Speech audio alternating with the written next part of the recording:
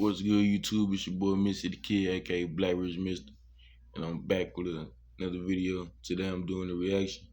We're doing a reaction to the beef between the MS-13, NORTEños, and the Northern Welcome California. back to another episode of Swamp Stories. For this episode, we cover a topic that many people don't know about. Of course, by now, everyone knows the names in the title, but I highly doubt that you know what their relationship consists of. So in this video, we're going to cover the story and development of the two groups and how they ended up being at odds. This is California history, but before we get into it, make sure to leave a like and subscribe if you're new. You can also follow the Instagram page as well. So let's get into it. In order for this video to make sense, let's head all the way back to the start and talk about some important history. Back in the 1920s, Los Angeles was a city of just 500,000 residents, and that may seem like a lot, but consider that it was spread out over a large mass of land. Well, long story short, a group called Canton 14 formed around this time, and then in the 1960s, out of rejection from Canton, a group called 18th Street formed in the same area. So essentially, 18th was a collection of guys who weren't allowed in Canton because they weren't from LA. So the 1960s and 70s were all about 18th and Canton 14. We can cover this in a separate episode. And that takes us to 1980. Here is where the story starts. Everything started with a man named Ernesto Miranda. Okay, people in the comments are gonna flame me for how I said that, so let me try this. Ernesto Miranda. Congratulations! Anyways, Ernesto was born and raised in El Salvador during their wild years. Every day was chaos during the 1970s, to the point where he decided that enough was enough. So in 1980, by himself, an 18-year-old Ernesto moved to Los Angeles. He arrived with little to no money, but was able to pick up a job and rent a room in the Pico Union neighborhood. And here is where things get complicated. He began running into issues with local groups such as Canton 14 and the Rolling 20s. And that's when he realized Los Angeles was nothing like the movies. So after a short time, he didn't feel comfortable rolling alone any longer, so he got together with everyone who had moved from El Salvador. A group of around 10 people collectively got together and started a group called MS-13. They began growing fast throughout Los Angeles due to the large influx of Salvadorians. And these were not guys that you wanted to mess with. That's because they were trained professionally by US Green Berets. So it's safe to say that these guys were way more prepared than anyone in California. And since the very start, nearly everyone in LA despised MS due to their wild nature. It's mainly because they wanted to truly take over everything around them. Unlike the Hoovers or Black P. Stones who happily just claim and represent the area they're from, MS wanted to take over everyone else's area. And unfortunately, that tendency is the only reason for this story. Well, over the years, MS developed their tattoos, hand signs, and alliances throughout LA. And during this time, they decided to align with La M, also known as the Mafia. This was a major decision because it placed them as allies with the Southsiders. But because they now share the 13, they had to differentiate themselves. So they usually get MS tatted on their cheeks, forehead, and hands in order to make it known who they belong to. But unlike many other organizations, they aren't centered anywhere. Although they started out in Pico Union, it's not necessarily where they're centered. By the middle of the 1980s, they were spread out throughout LA. But the 1990s is when things got crazy. This is when MS started expanding to Central America. Despite popular belief, this was not some sort of elaborate plan. Instead, it was a consequence of MS members being sent back home. And when they arrived in El Salvador, they brought their LA culture with them. So during the 1990s, MS started spreading like a wildfire throughout the Northern Triangle area. And for those who are familiar, this consists of El Salvador, Honduras, and Guatemala. Many will tell you that ever since the expansion, this is where MS is the most active. But we're not here to cover MS's southern expansion. Instead, we cover their expansion up north. So let's get it started. The story starts out in the early 2000s because that's when MS started migrating up north. But just like the 1990s, this was not planned as well. Instead, many families from the Triangle area immigrated to the Bay Area and naturally brought their alliances with them. At first, they didn't think that this could be a problem, but they quickly realized that they were not very well received. On top of this, there were very few people representing MS. Instead, it was filled with people wearing red. And that takes us to the Nortes, or Northsiders, or Northerners, or whatever you want to call them. Either way, these guys are everywhere throughout Northern California. From Merced to Modesto, Antioch, Oakland, and most importantly, San Francisco. The Nortes started out way back in 1968. They're supposed to represent a unified Northern California, but that's not really the case. In fact, there have been all kinds of inner rivalries between them throughout the years, with the biggest being in Sacramento. However, when a rival moves to town, they all unite. But the point is that the Nortes are nothing to mess with as well, despite having smaller numbers in general than MS, 18th, and Southsiders. And with that comes a major Napoleon complex. It's kind of similar to the LA versus Bay Area rivalry. And for those of you who don't know, LA does not care about the Bay Area, so the Bay Area feel like they have something to prove. Meanwhile, LA is 100 times better and everyone knows it. So MS and Southsiders know that they're much bigger, and Northerners feel like they have something to prove. Anyways, now that you know the context, let's head to where the story begins. Welcome to San Francisco's Mission District. Today, the area is known for Mark Zuckerberg techies and $14 smoothies. But back in the 2000s, the Mission had a whole different reputation. It was known as the city's sketchiest area, but also for being the largest Norte neighborhood in the whole Bay. From 16th down to 24th is their main area, with 24th being their strongest presence. And starting around 2000, a rivalry with Southsiders started arising in the Mission.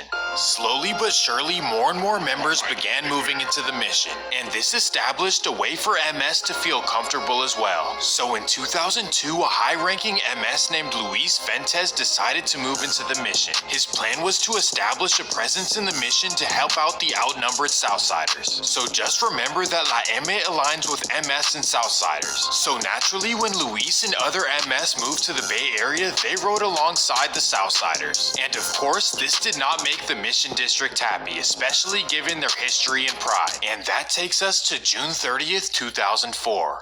Luis Fuentes decides to walk down 24th Street to get some food with his son. Being that it's dark out, Luis isn't fearful of being noticed on 24th, especially because he's new enough to the area, so he assumes that nobody knows his name or knows who he is. However, he makes one big mistake. He walks outside in a pair of blue Converse and with a blue sweatshirt on. 8 p.m. Luis makes his way down to 24th and Hampshire, which is probably the worst street he could possibly be on. And walking by is an 18-year-old named Marcos Reyes Campos. And this guy is a member of the 22nd and Bryant Locos, who associate with 24th. Well, as Luis is passing, Marco questions his colors and tattoos. And before Luis can even respond, this incident was the very first of its kind in the Mission between MS and Northerners, and unfortunately it started a trend. After this, many more MS began moving to San Francisco, and one person stuck out more than any other. Let me introduce you to a young man named Edwin Ramos. Edwin was born and raised in El Salvador, but moved to San Francisco at 13 to live with his grandma. That was the year 2000, and by 2003, Edwin had fully jumped into the life that his grandmother opposed. She happened to live in the Mission, which historically was not a problem for new residents. But for Edwin, he decided to represent MS despite knowing the consequences. Well, by 2003, he had gained a wild reputation for causing chaos. In fact, on October 22nd, 2004, he started a scuffle with a group of 24th Street Northerners for no reason. Shortly after, he was caught and was later sent to Log Cabin Ranch. This was a small facility for juveniles located in the middle of the woods. It was dedicated to youth who the judges believed were good kids misled by their environment, so it gave them an opportunity to live in nature with others alike. And this is where Edwin lived for the next 2 years, but unfortunately it didn't convince him to change one bit. And that takes us to March 24th, 2006. It's a typical Friday night in the Mission, which means good times, drinks, and a whole lot of partying. And on this night, 25th and Cap is where the local 24th Street Northerners are gathered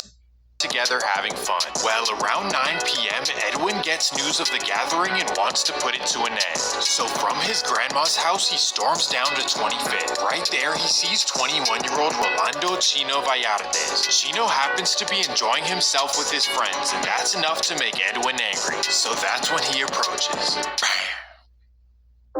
Edwin quickly leaves and heads back to his grandma's. After this, the neighborhood was upset because Chino was a very popular character. Well, after doing this, Edwin knew that his time in the mission was up. The numbers were simply not in his favor, so he decided to rent an apartment in a nearby city called El Sobrante. This is a secluded suburb of Richmond, pretty much hidden in the hills. But despite its suburban nature, the small city does have a Southsider presence. So within a week of living there, Edwin joined the local group known as Pasadena Locos 13. And because Southsiders and MS are aligned, this was not a big problem. But despite this move, he still had grievances in San Francisco. And that takes us to a forgotten about area of the city. Right near the south end of the city, you have a small area called the Excelsior, also known as the E.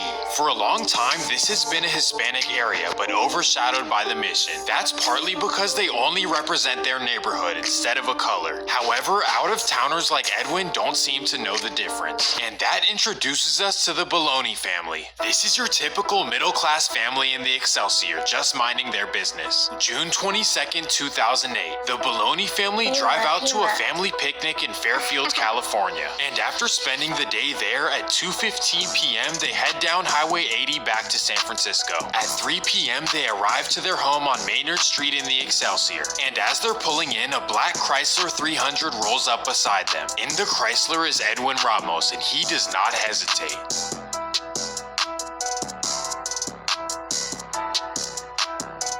This incident shocked the community, especially because they were a normal family. They had no relations or ties to anything of street nature. Well, a few months later, Edwin would go down for this thanks to his friend Douglas, I don't know how to say that, turning into an informant. It turns out that Douglas was driving the Chrysler and he got caught first. So SFPD offered him a way out by saying who did it, and that's exactly what he did. So Edwin Ramos got 50 years. Well, unfortunately, Edwin going down would not stop the madness anytime soon.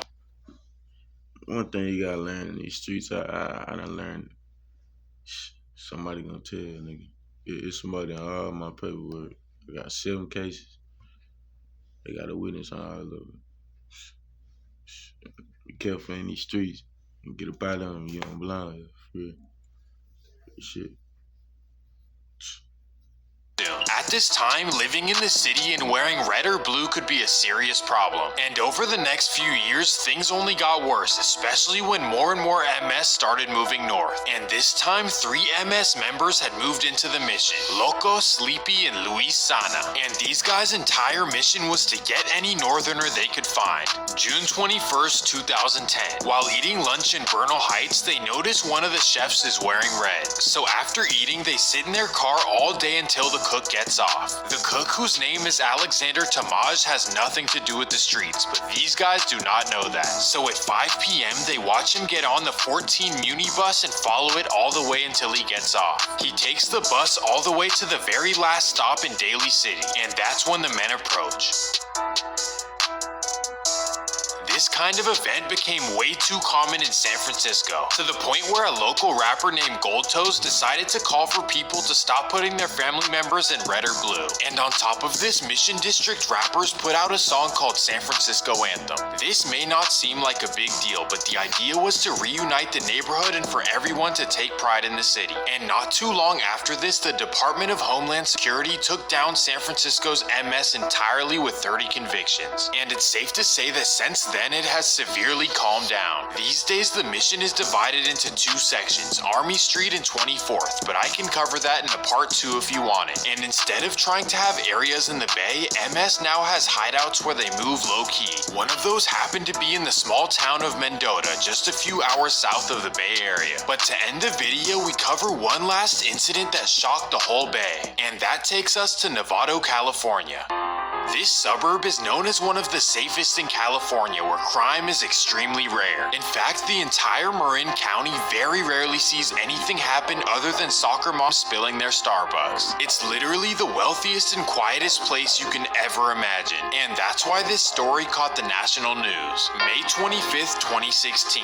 Earlier in the month, a new student began attending Novato High. His name is Edwin Guerra, and he was born and raised in El Salvador. Also at the school are 2 other students students who came over from El Salvador as well. That would be Juan Enriquez and Edwin Guevara, both of which are seniors who are a week away from graduation. But not only would they be graduating academically, but also from JROTC. Well, on the morning of May 25th, the teens get a call from a 650 number. So they pick up and it's a man named Eden Alfaro. He tells them that there's a student at their school who he needs gone. Alfaro then gives them his address, 2 p.m. The teens follow Edwin to his apartment on Fairway Drive, and that's when they approach him. This was a huge deal in Marin County because the area had never seen something like this in their entire history. It's almost like Calabasas or something where you'd never expect it. Well, not too long after both teens went down, that's when they found out that they were MS and the man who called them was literally the MS NorCal leader. After a long search, they eventually found him hiding out in Maryland. Why it happened, we will never know because they never give up information. And that's gonna do it for this episode of Swamp Stories. If you enjoyed the video, make sure to leave a like and subscribe. Peace. It's kind of loud. Like I can fuck with bro's videos. He really a goat. You know what I mean? Like do his research and get the facts before he just come on here talking about the situation. He don't even know these people, but this nigga tell you more about them than probably the people around. You know what I mean? I'm gonna keep on doing these reaction videos. I like this. Like, comment, subscribe, and in the comments.